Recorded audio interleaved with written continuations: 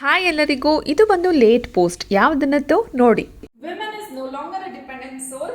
She is independent and self-reliant in every aspect and is capable of doing everything. Let's recognize the importance of our existence and motivate ourselves for the future achievements. Happy Women's Day to all the courageous and incredible women out here, and thank you. Jai Women.